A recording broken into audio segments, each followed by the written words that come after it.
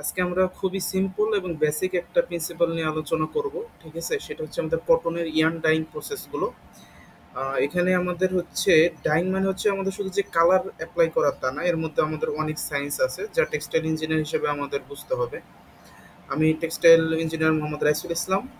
আমি আপনাদেরকে কটন ইয়ান ডাইং এর যে মূল প্রিন্সিপালগুলো, সাধারণ বেসিক প্রিন্সিপাল এবং ফাইবারের যে ক্যারেক্টারিস্টিকগুলো হয়ে থাকে, প্রি ট্রিটমেন্ট প্রসেসগুলোতে আমরা কি কি করে থাকি এবং ডাইং মেথডে আমরা কি সব মেথড ব্যবহার করে আমরা ফুললি আমাদের ফিনিশিং পর্যায়ে আমরা কটন ডাইংটা শেষ করতে পারি, সেটা নিয়ে সাধারণ একটা ধারণা দেওয়ার চেষ্টা করব। তো ফার্স্ট অফ অল আমাদের একটা বিষয় ক্লিয়ার হতে হবে যে ইয়ান ডাইংটা অ্যাকচুয়ালি আমাদের কি।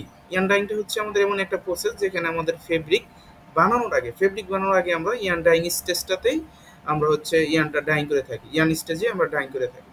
তো এটা খুবই ইম্পর্টেন্ট, কারণ আমাদের হচ্ছে চেকড স্ট্রাইপ যে ডেনিম ফেব্রিকগুলো আছে, আদারওয়াইজ ওভেন ফেব্রিকগুলো যেগুলো আছে, সেগুলো আমাদের ইয়ান ডাইড ম্যাটেরিয়ালসগুলো আমাদের বেশি ইউজ করা হয়।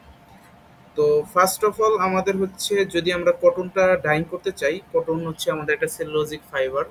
সেই ক্ষেত্রে কি আর কটনের হচ্ছে আমাদের কিছু ক্যারেক্টারিস্টিক এবং হচ্ছে আমাদের কিছু বৈশিষ্ট্য জানতে হবে যে তার নেচারটা আসলে কেমন। কটন সম্বন্ধে আমরা আইডিয়া না থাকলে আমরা শুরুতেই ডাইং প্রসেসে বা প্রি ট্রিটমেন্টে আমরা হাত দিতে পারবো না।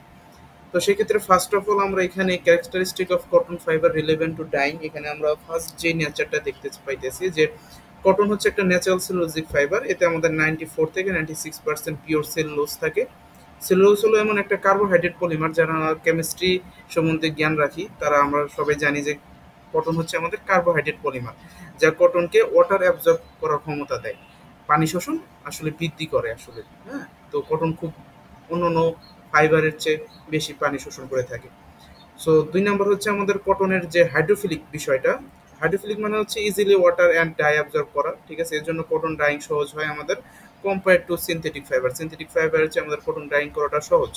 অলরেডি এর ভিতরে আমাদের হাইড্রোফিলিক যেই বৈশিষ্ট্যটা, নেচারটা, সেটা কটনের অলরেডি আছে।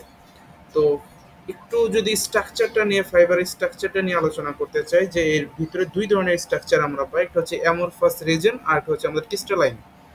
তো অ্যামরফাসটা আসলে আমাদের ওপেন, আমরা সবাই জানি, আর ক্রিস্টালাইনটা আমাদের হচ্ছে কম্প্যাক্ট।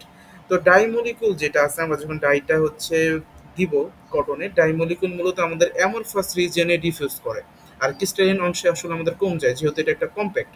এজন্য প্রি ট্রিটমেন্ট আমাদের কটনের খুব জরুরি একটা জায়গা, যাতে আমাদের কটনটা সুইলিং বাড়ে এবং ডাই প্রপারলি আমাদের পেনিট্রেট করতে পারে। আর লাস্ট অন যেই আমাদের কটনের বিষয়টা হচ্ছে নেচারটা, সেটা হলো আমাদের কটনের মধ্যে ওইস গ্রুপ থাকে।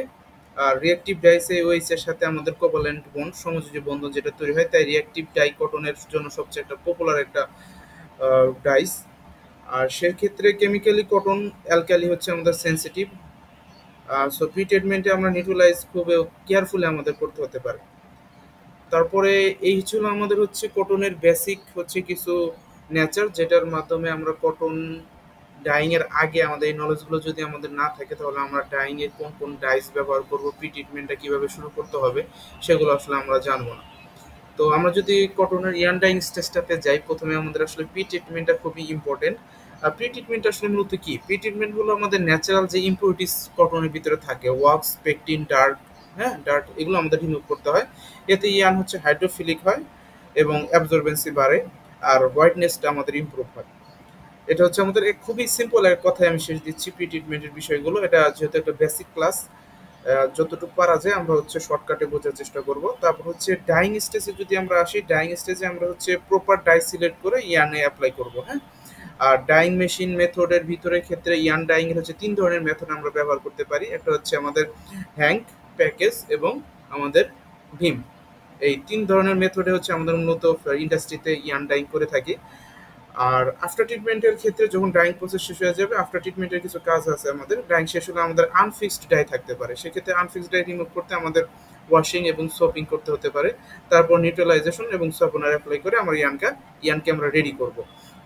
সো এই 3টে স্টেজ প্রপারলি ফলো করলে আমরা কটন ইয়ান ডাইং এর কোয়ালিটি আমরা পারফেক্টভাবে দিতে পারবো। এই তিনটা নিয়ে, এই 3টে স্টেজ নিয়ে আমরা হচ্ছে নেক্সট ক্লাসে একটু ডিটেলস আলোচনা করবো যে কোন স্টেজে কোন কোন কেমিক্যাল কতটুকু কিভাবে কি আমরা ব্যবহার করতে পারি এবং প্রসেসগুলো কত টেম্পারেচারে কত মেশিনে কিভাবে কাজ করা হয় এগুলো নিয়ে আমরা নেক্সট ক্লাসে আলোচনা করবো। আপাতত আমরা কটনের এই ক্লাসে হচ্ছে যে নেচারটা সেটা বোঝার চেষ্টা করলাম এবং একটা 100% কটন যদি আমরা ইয়ান ডাইং করতে চাই সেক্ষেত্রে আমরা প্রি ট্রিটমেন্ট ডাইং এবং আফটার ট্রিটমেন্ট আমাদের খুবই গুরুত্বপূর্ণ একটা বিষয়। সবাইকে ধন্যবাদ। আসসালামু আলাইকুম।